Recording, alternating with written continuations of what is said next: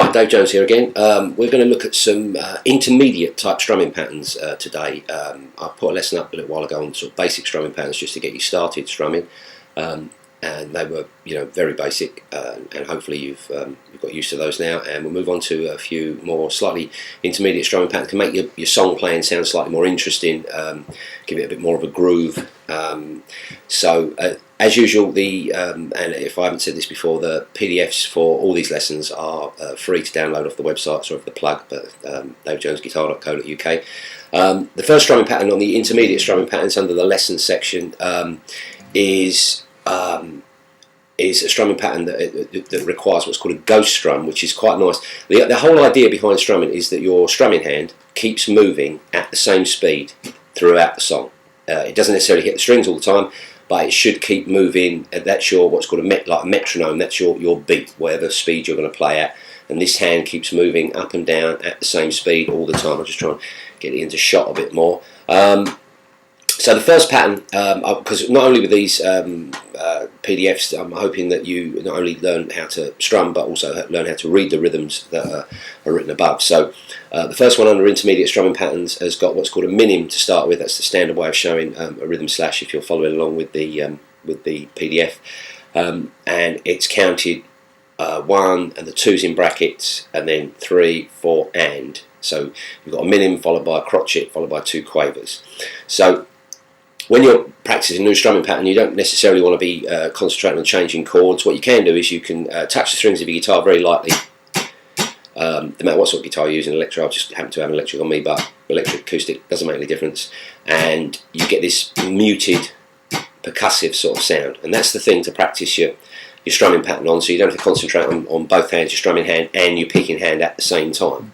So the first pattern we've got there goes a minim, so that's down, and then what's called a ghost strum, down but you miss, and then down, down, up. So it goes down, miss, down, down, up.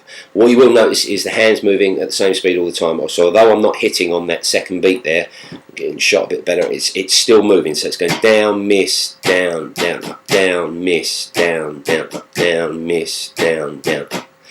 So that's quite a good, useful pattern.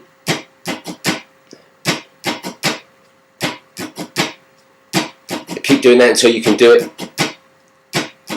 without making a mistake. And what you do, try and overemphasize sometimes the first beat of the bar, which can help you enormously with the counting. So it's and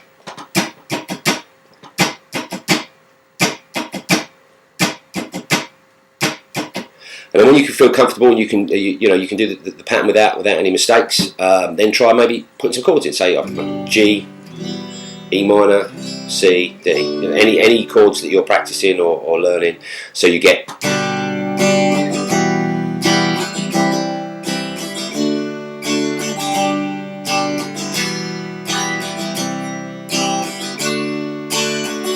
And just keep practicing that pattern and apply it to songs. I mean, the whole purpose of a strumming pattern, there are certain songs that are sort of basically a riff on chords, but generally speaking, most songs haven't got a specific strumming pattern that a guitar player will keep going all the way through. But what will happen is their hand will keep moving at the same speed. And the idea is that you learn various strumming patterns, and then it all sort of comes together with the more practice you do. The second pattern I've got down there has got is a crotchet followed by 2 quavers, and then there's a little curly, a little arced line underneath. That's called a tie, and again that's for a ghost strum. And then so you've got crotchet, 2 quavers, one's tied to the next quaver, and then another two quavers, and then a crotchet. So it goes 1, 2, and miss, 4, and. So you get down, down, up, down, down, down, up, down, and you're missing on one of the downs there. So it's down, down, up, down, down, down, up, down, down, down, up, down.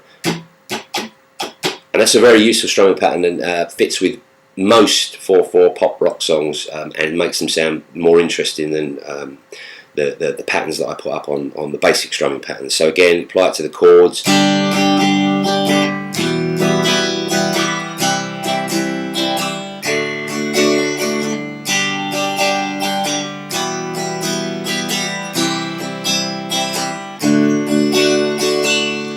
And what a lot, if you are struggling with changing sometimes between chords, You can use a little sort of open string vamp, and another variation on the pattern I've just given you, the down, down, up, down, is to use down, down, up, down, up. But if you're a bit slow change, say you're going from G to D, you can use that little upstroke to help you. If you're not going to catch all the strings on an upstroke, just a couple, so you can. It doesn't sound too bad. It's better to keep this hand moving and strumming. So down, down, up, down, up, down. So my hands are not in the right place at the right time, but I'm using that little upstroke to help me and keep the momentum and the rhythm of what I'm playing keep going, and you're just it's much easier and much better to use that little upstroke if you're finding it a struggle to change between chords. Down, down, up, down. Little open string sort of vamp there. A lot of players use that probably without realising it actually. So that's another useful pattern. It's down, down, up, down, down, down, up, down, down, down. And the last one I've got down there on that particular PDF is one that goes down, down, down, up, down, down, down, up. Again, it's got a tie in there. There's some if you're following it along, there's some writing underneath each one, and that sort of explains it. But again, this third pattern goes down, down, down, up, down, down, down, up, down, down, down, up. And there's obviously another miss, the ghost strum in there. Down, down, down, up, miss, up, down, down, up, down, down, down, up. And sometimes it's helpful if you're struggling with a strumming pattern to actually call out the direction that you're strumming. It's very difficult to move your hand down move your hand up when you're saying down, for example. So down, down, down, up, down, down, down, up. Again, practice the pattern with the muted strings, then apply it to a chord sequence that you're working with.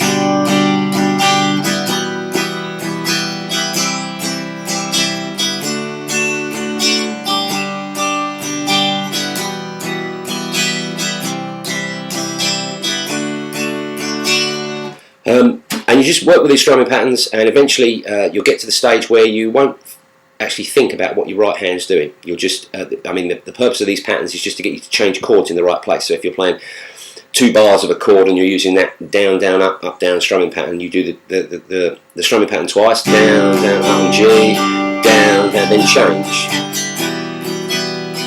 So the pattern lasts for a bar. So if you're playing 4 bars of the same chord, you do the strumming pattern 4 times, and it just gets you to change chords in the right place. But eventually if you keep up with the practice, you'll feel when to change chords, and you don't have to keep the same strumming pattern. You can mix and match, and eventually you won't think about what your strumming hand's doing. So good luck with that. I hope to see you again sometime.